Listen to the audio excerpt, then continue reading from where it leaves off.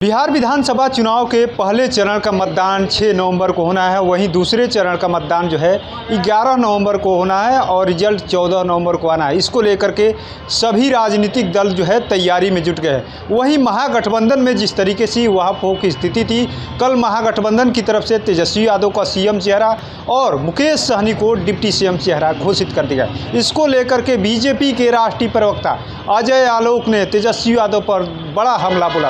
उन्होंने साफ कह दिया कि तेजस्वी यादव जो परछाई की बात करते कि तेजस्वी यादव की परछाई भी अगर भ्रष्टाचार करेगी तो उसको नहीं बख्शेंगे। तो उन पर जो आरोप है, आखिर में चुनावी हल्फनामे में भी हम चाहेंगे कि चुनाव आयोग भी इसका संज्ञान ले कि जिस तरीके की बात कर रहे हैं कि जो हमारी परछाई भी अगर भ्रष्टाचार करेगी तो उसको नहीं बख्शेंगे। पहले सुनवाते हैं अजय आलोक जो बीजेपी के राष्ट्रीय प्रवक्ता है, तेजस्वी यादव को सीएम बनाए जाने और किस तरीके से भ्रष्टाचार को लेकर के उन पर कई सवाल और कई आरोप लगा रहे हैं। इलेक्ट्रॉनिक मीडिया के और यूट्यूब, सोशल मीडिया तमाम प्लेटफॉर्म के आए हुए हमारे पत्रकार मित्रों, आज जब हम ये प्रेस वार्ता कर रहे हैं तो अभी से थोड़ी देर के बाद बिहार की पावन भूमि पे बिहार के जननायक कर्पूरी ठाकुर जी की धरती पे प्रधानमंत्री जी जो देश के नायक हैं उनका आगमन होने जा रहा है और एक नायक अपनी श्रद्धांजलि बिहार और देश के जननायक देश रत्न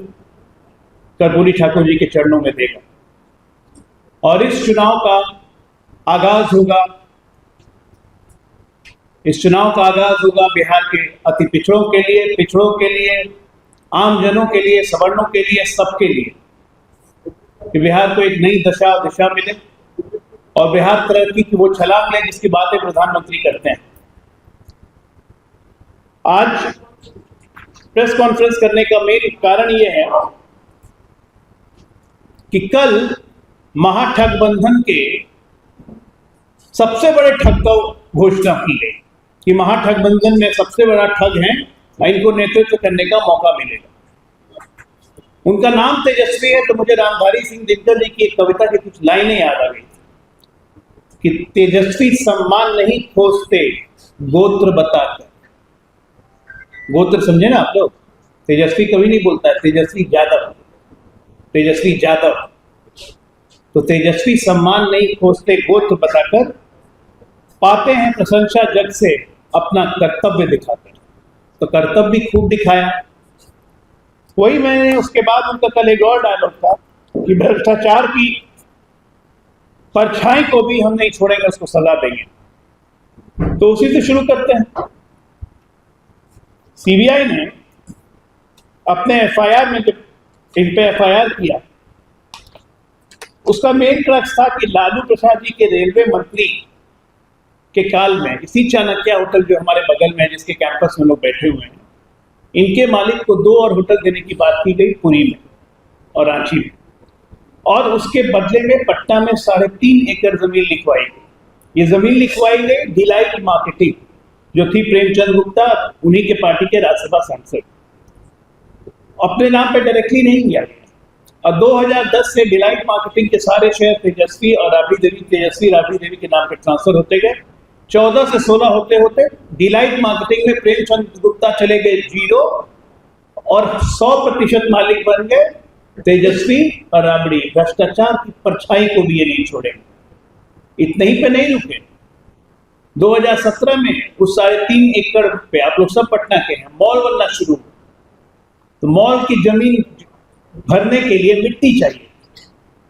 तो मिट्टी का भी पैसा साहब अपने जेब से नहीं खर्च करना चाहते थे। वन मंत्री भाई साहब थे, संजय गांधी जैविक उद्यान से मिट्टी कोड़ के लाकर उसको भरना शुरू किया गया। तो मॉल घोटाला, मिट्टी घोटाला और ये आईआरसीटीसी को होटल घोटाला, इसके मामले में अभी सीबीआई ने इन पे चार्जशीट फाइल।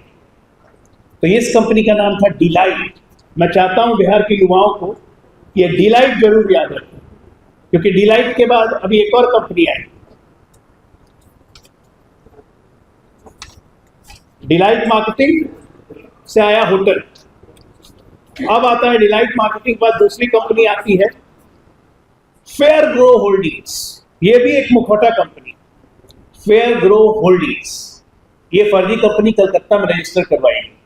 10,000 रुपए के इसमें शेयर बनाए गए। कंपनी ने कभी कोई कारोबार नहीं किया, लेकिन इस कंपनी ने क्या किया पता है? टाटा स्टील का, टिस्को का 3.5 कट्ठे में जमा हुआ मकान अपने नाम पर करवा लिया। आज के बाजार मूल्य इसकी 10 करोड़ रुपए है। इसका नाम है फेयर ग्रो होल्डिंग्स। बिहार को कभी फेयरली ग्रो नहीं करवाया, लेकिन अपने परिवार को, खुद को हमेशा फेयर ग्रो करवाते हैं। भ्रष्टाचार की परछाई भी इनके पास नहीं। इस पे भी सीबीआई का मुकदमा है। 29 साल की उम्र में तेजस्वी यादव जी के पास 5 मकान, 47 जमीन के टुकड़े सहित कुल 52 संपत्ति की ये मालिक, 52 संपत्ति। और इन पे सीबीआई ने आईपीसी की धारा 120B, 420, prevention of corruption act, money laundering act, तमाम तरह के इन पे इल्जाम लगाए हुए हैं, जो कि कोर्ट ऑफ लॉ में है। और मैं ये जितने पेपर्स दे रहा हूँ ये सारे कोर्ट ऑफ लॉ में एक्सेप्टेड है। मैं बस बता रहा हूँ कि कल इन्होंने कहा था कि भ्रष्टाचार की परछाई को भी हम नहीं छोड़ेंगे। तो भैया पहले अपने मुंह रोज दिन शीशा में देखते हो, अपने आप को काहे छोड़ते हो? जाके सरेंडर करो। नहीं तो रोज दिन पिताजी से मिलते हो, माता जी से मिलते हो, बहन जी से मिलते हो, उनको जाके धरवा दो पुलिस में। यहाँ फर्जी ठेकेवाड़ी करनी है क्या खाली? इनकी 2 संपत्ति, अब आप ये सोचिए, ये पैदा हुए 1989 में, लालू जी मुख्यमंत्री बने 1990 में। हम लोगों ने वो देखा है ना कि विष कन्या को बचपन से थोड़ा जहर देके रखते थे ताकि वो जहर प्रूफ हो जाए। तो इनको भ्रष्टाचार का चस्का पैदा होने के बाद ही लग गया था। आप लोग में से, आप लोग के घर में से किसी में भी 3 वर्ष की उम्र में किसी के नाम पर संपत्ति नहीं हुई होगी। इनके नाम पे रजिस्ट्री बिहार में है। 3 वर्ष के नाम से 2 संपत्तियों की रजिस्ट्री हुई थी, जब ये मात्र 3 वर्ष के। भ्रष्टाचार की परछाई भी अपने बगल में नहीं आने देंगे। अब आइए दूसरा चीज, इनकी भ्रष्टाचार की कहानी यह है कि लालू जी के बड़े भाई होते थे मंगरू यादव। लालू जी ने 1990 में मंगरू यादव के नाम से एक जमीन खरीदी 4 कट्ठे की, और 1996 के दौरान मंगरू यादव के नाम से 92 में 4.5 कट्ठा जमीन खरीद लिया गया गोपालगंज थाने में। और इस जमीन को वर्तमान में 4 कट्ठा 2.5 धूर तेज प्रताप और तेजस्वी यादव के नाम पे मंगरू यादव मर गए, उनके पुत्रों से जबरदस्ती कह के ये जमीन भी ट्रांसफर करवा दी। अब आइए चौथा चीज इनका, ये सिर्फ 750 करोड़ का मॉल नहीं बनवा रहे थे, ये करोड़ों रुपए का लोहे का व्यापार करते हैं। इनकी एक एजेंसी थी, ये एजेंसी, इस एजेंसी का नाम था Tejashwi Yadav Jindal steel and power limited, Jindal centre 12 Bikaner place, Delhi के हैंडलिंग और स्टोरेज एजेंट के रूप में 2012 से ये काम कर रहे थे। इसका कोई डिस्क्लोजर इन्होंने एफिडेविट में नहीं किया।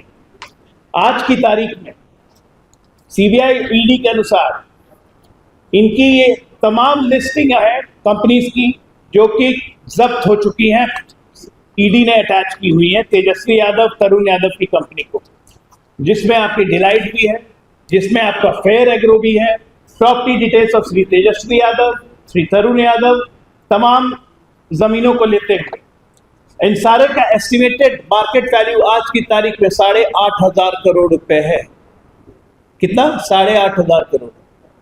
बड़े युवराज 5,500 करोड़ नेशनल हेराल्ड के घोटाले में है। बड़े मियाँ तो बड़े मियाँ, छोटे मियाँ सुभान अल्लाह 8,500 करोड़ एस्टिमेटेड इकोनॉमिक वैल्यू। ये कोर्ट में दस्तावेज जमा है, ये नहीं कि हम आरोप लगा रहे हैं, हम बस बता रहे हैं आपको कि मैं भ्रष्टाचार की परछाई को भी नहीं छूने दूंगा। अब लास्ट और फाइनल, इन्होंने अपना नामांकन पत्र दायर किया। इन्होंने अपने नामांकन पत्र में ना डिलाइट कंपनी का मेंशन किया है, ना फेयर एग्रो का मेंशन किया है, ना AK एसोसिएट्स का मेंशन किया है। क्यों? ये प्रॉपर्टीज अगर ईडी ने अटैच की है तो इनको अपने एफिडेविट में इसको लिखना चाहिए था कि ये तमाम संपत्ति, ये कंपनी मेरे नाम से है जिसको ईडी ने अटैच किया। ये मेंशन इन्होंने नहीं किया। तो हम चाहेंगे कि चुनाव आयोग इसका भी संज्ञान ले जरा, क्योंकि पूर्व में भी तेज प्रताप पे 2020 में ऐसे ही आरोप लगे थे कि उन्होंने औरंगाबाद वाली, आप सब जानते हैं औरंगाबाद में उनकी मोटरसाइकिल की एजेंसी थी, तमाम धंधा था, उसको उन्होंने मेंशन नहीं किया था एफिडेविट में। तो ये भ्रष्टाचार में ऊपर से नीचे तक लिप्त आकंठ डूबा हुआ व्यक्ति कहता है कि भ्रष्टाचार की परछाई नहीं बर्दाश्त करेंगे। चोरों की बारात में सबसे बड़ा चोर कह रहा है कि हम चोरी नहीं होने देंगे। ये आएंगे तो सिर्फ और सिर्फ एक ही काम है, लूट मचाना। एक ही काम है, लूट मचाना। इनका सत्ता में आने का मतलब ही यही कि इनको लूट मचाने का लाइसेंस चाहिए। बिहार की तरक्की से जलन होती है, इनको सिर्फ अपने परिवार की तरक्की चाहिए। मेरे पास और भी बहुत, तेज प्रताप यादव, लालू यादव, सबकी प्रॉपर्टी डिटेल रिपोर्ट में है। ये साबित करता है कि ये पूरा खानदान ऊपर से नीचे तक भ्रष्टाचारी है। इस खानदान की एस्टिमेटेड प्रॉपर्टी वैल्यू कुछ भी नहीं होगी तो कम से कम 40,000 करोड़ रुपए की होगी, कम से कम। और ये अपने आप को दलित, पिछड़े और अति पिछड़ों का हीरो बनाते हैं। हेलीकॉप्टर में बैठ के मछली खाना आप लोग देखे ही होंगे, और प्लेन में बैठ के केक काटना। तो कहिए कि थोड़ा आंख का शर्म अपने पास रखें। नाम रखने से तेजस्वी नहीं बन जाते, क्योंकि कर्तव्य आपके ऐसे हैं कि आपका नाम कुख्यात होना चाहिए। बचपन से माँ बाप ने ट्रेनिंग दी है पैदा होने के साथ कि भ्रष्टाचार कैसे करना है, इसीलिए भ्रष्टाचार करते जा रहे हैं। तो उम्मीद है कि हमने जो शीशा दिखाया होगा आपने जरूर देखा होगा, नहीं तो कल सुबह से रोज दिन शीशा देख के घर से निकलिए कि भ्रष्टाचार की परछाई को भी हम नहीं छोड़ेंगे। सबसे पहले अपने आप को, अपने परिवार को मत छोड़िए आप। सवाल है कि मुसलमानों को कैसे बता रहे हैं, लेकिन जब मुख्यमंत्री की बात आती है तो ऐसे लोग को दिए मुसलमान को कोई नाम तक आप मुझे एक बताइए, नीतीश कुमार के 20 साल के शासन में, एनडीए के 20 साल के शासन में क्या एक भी दंगे हुए? नहीं। सारे कब्रिस्तानों की घेराबंदी की हमने, अल्पसंख्यक कल्याण विभाग का बजट बनाया 16,000 करोड़ का हमने, मरकज अदा को मदरसों की स्थिति सुधारी हमने। लेकिन मुसलमान का वोट जाएगा इनको, मुसलमान को रिप्रेजेंटेशन ये कभी नहीं देंगे, लेकिन मुसलमान को वोट बीजेपी का डर दिखाने चाहिए इनको। हज जाने की संख्या नरेंद्र मोदी जी के नेतृत्व में 3 लाख करवा दी नरेंद्र मोदी सरकार ने, लेकिन वोट जाएगा किसी और को। ये बिहार के नहीं, देश के मुसलमानों को समझना चाहिए कि ये आपका इस्तेमाल कर रहे हैं, आपको मेयर वोट बैंक के अलावा कुछ नहीं समझते हैं। ना ये चाहते हैं कि आप शिक्षित हों, ना ये चाहते हैं कि आप सुसज्जित हों, ना ये चाहते हैं कि आपकी हिस्सेदारी बने। आपको राष्ट्रीय नेशनल स्ट्रीम से ये अलग करना चाहते हैं ये लोग। ये जितने गठबंदियां हैं, ये घमंडिया जितने हैं, आपसे ठगी कर रहे हैं। मुसलमान अब नहीं सोचे, अब नहीं जागे तो कब जागे? चुनाव पे नामांकन लेने का सब समय खत्म हो गया, सब दलों ने अपने नामांकन ले लिए। एनडीए 243 की 243 सीटों पे चुनाव लड़ रहा, लेकिन ये ठगबंधन 243 की जगह 254 सीटों पे लठबंधन कर रहा है। एक दूसरे को मार लाठी ठीक करेंगे ये लोग। प्रधानमंत्री जी ने कहा ना ये लठबंधन है, 11 सीटों पे आपस में लठ बजाएंगे। तो बिहार की जनता इनका चरित्र देख ले, ये लाठी पिलावन तेल खिलावन वाले लोग लठबाजी करने के लिए आ रहे हैं। और दूसरी बिहार की जनता से एक अपील करना चाहूंगा मैं कि क्या आप लोग सही में एक प्रबुद्ध बिहार 14 करोड़ बिहारी एक नौवीं फेल को अपना मुख्यमंत्री उम्मीदवार सुन के आप लोग को शर्म नहीं आती है? ये पूरे बिहार के लिए शर्म की बात है कि हमारे राजनीतिक दलों को एक सुयोग्य कैंडिडेट नहीं मिल सकता है। एक 9वीं फेल को हम मुख्यमंत्री उम्मीदवार एक देश की सबसे पुरानी पार्टी घोषित कर रही। ठीक, शर्म आनी चाहिए। धन्यवाद। तो आपने सुना किस तरीके से अजय आलोक ने तेजस्वी यादव को सीएम चेहरा महागठबंधन की तरफ से घोषित किए जाने पर कहा है कि ये लोग जो है, जो चोर है, यानी चोर की जो बारात में, और चोर ही उसकी एक तरीके से कहे तो जो कह रहा है कि हम चोरी नहीं होने देंगे, ये कैसे संभव होने वाला है। वहीं तेजस्वी यादव पर कई सारे आरोप भी लगाया कि जिस तरीके से उन पर कई सारे केस चल रहे हैं, लेकिन चुनाव आयोग में उन सब का जिक्र तक नहीं किया गया है। NBC 24 के लिए पटना से कृपा शंकर की रिपोर्ट।